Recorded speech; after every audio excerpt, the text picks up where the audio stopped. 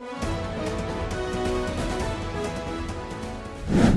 the back, and then Carrie, I'll come to you.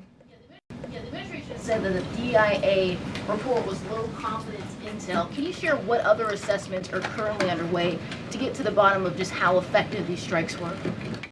Yes, well, I can assure you what the CIA director said, that when we look at the entirety of the intelligence that we have to this date, it concludes that these strikes on the Iranian nuclear facilities were absolutely successful. It was a total obliteration, as the president said, and not only does our own intelligence say that, but also the Iranian foreign minister has said that.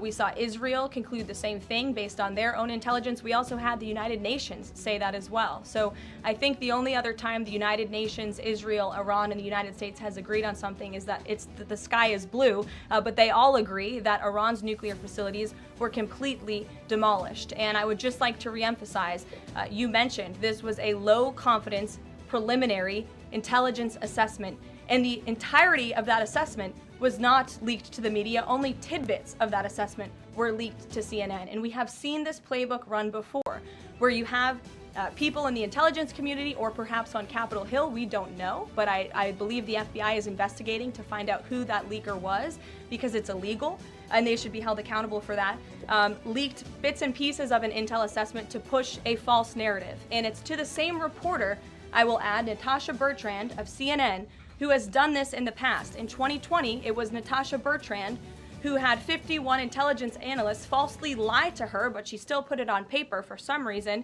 that the Hunter Biden laptop story was Russian disinformation. We all know that's not true, right? We can all agree on that now. That was a lie from the intelligence community.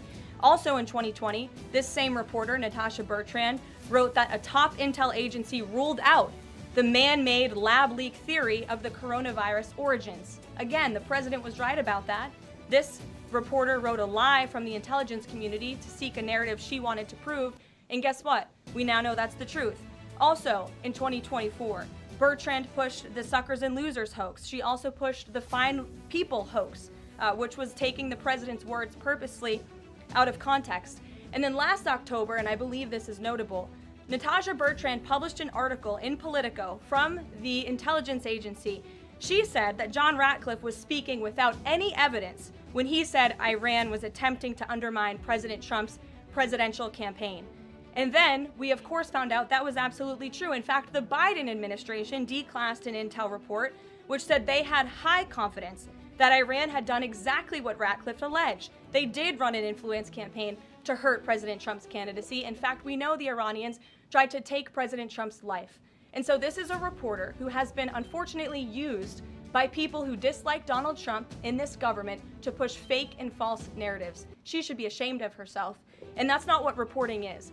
Journalism is trying to find the facts and the truth. And this week we saw this same reporter being used to push a fake narrative to try to undermine the President of the United States, and more importantly, the brave fighter pilots who conducted one of the most successful operations in United States history. And I think the American people fully know that this operation was a complete and total success.